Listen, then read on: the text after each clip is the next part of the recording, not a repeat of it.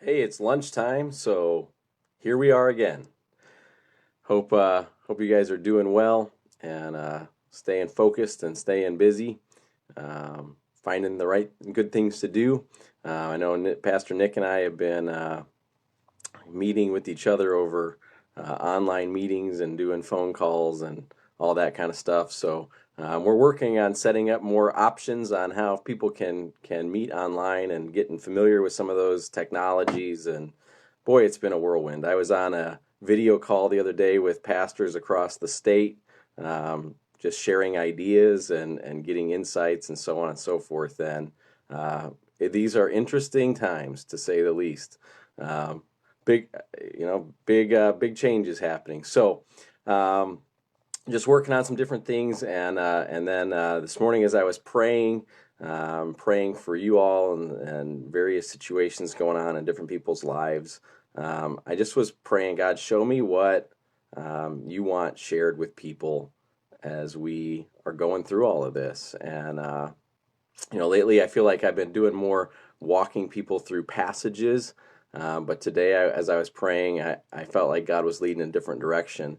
And so I just had a couple thoughts I wanted to share with you. I know a lot of us are home together, and we have all this stress, and we have disappointments, and we have anxiety, and I mean that stuff is getting to all of us. I know that's happening at my house. There's lots of things that have been canceled, and so sometimes we're probably going to find our households kind of wallowing in that, and we get kind of stuck there, and that's not good.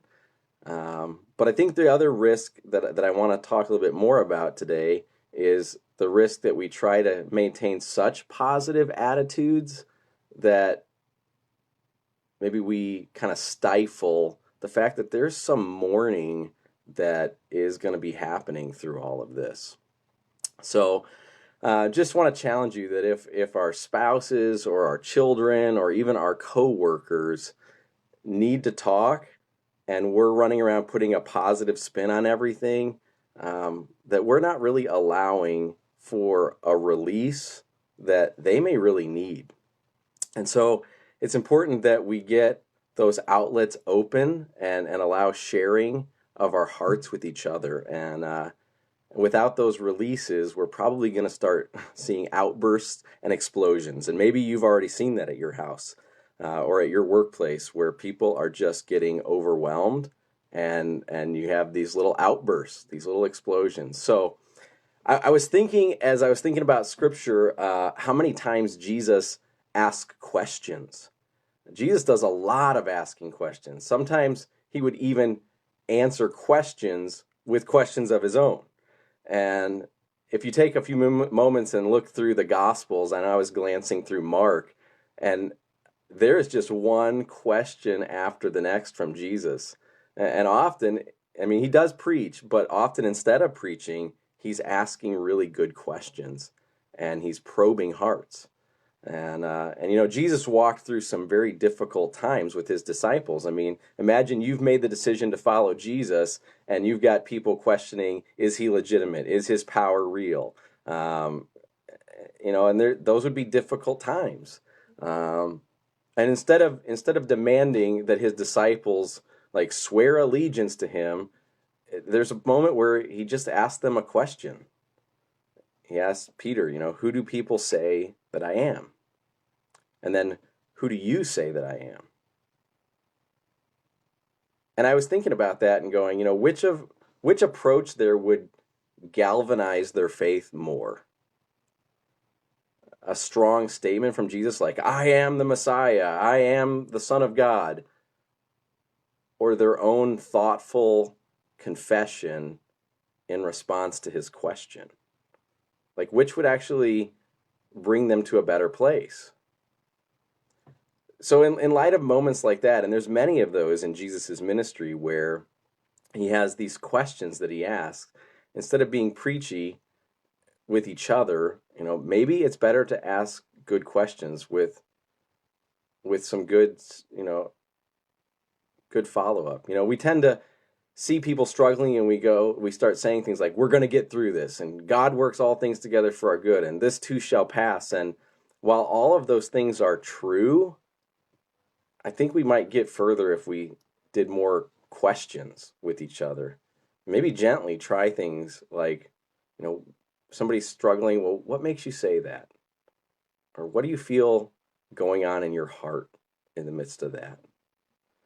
One that my ministry coach asks me all the time and encourages me to ask everywhere is, what is it about that bothers you? Or what is it about that makes you mad? Or you see what emotion they're emitting, and what is it about that causes you to fill in the blank? And I think that you'll find, if you'll take that approach, God using you a lot.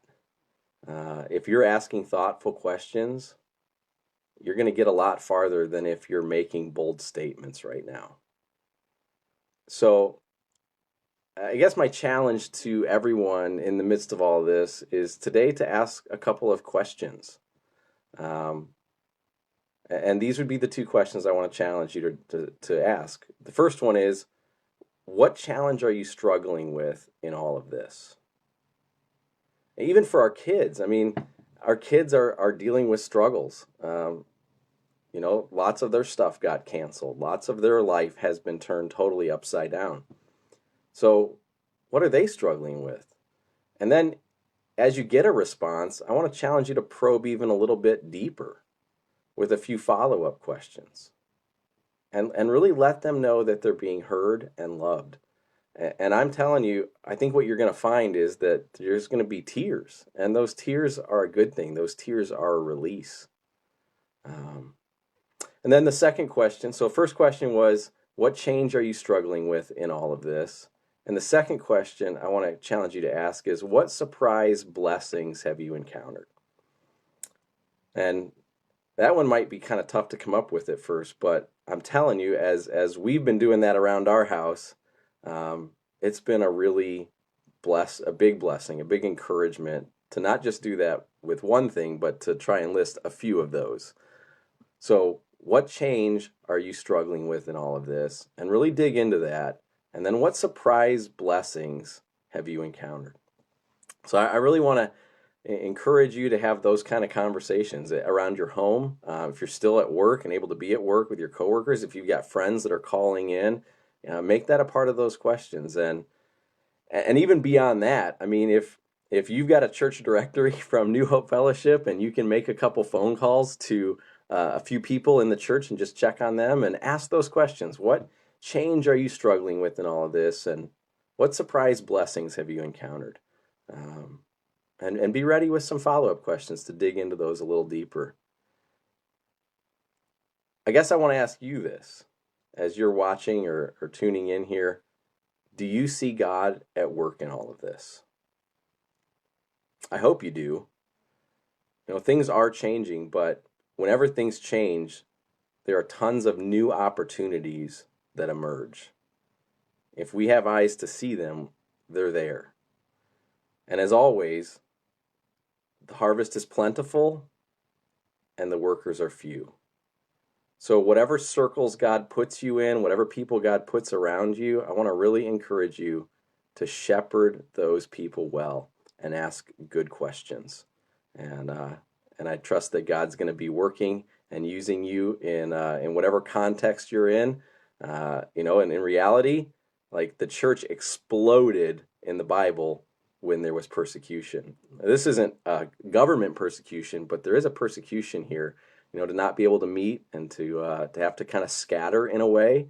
We're not gathered in the church, but instead we're out, and that's a way where things are changing, and there's new opportunities. So I hope you're seizing those opportunities and making the most of them. I think Nick will be sharing with us tomorrow, so I encourage you to tune back in around lunchtime. Just keep your eyes on that, open for that little notification to pop up and say, New Hope Fellowship is streaming live, and jump in. If you can't at the moment, you can always, of course, view it later. But glad to see you guys out there doing well and keep serving people and loving Jesus. And we'll check back in real soon. God bless.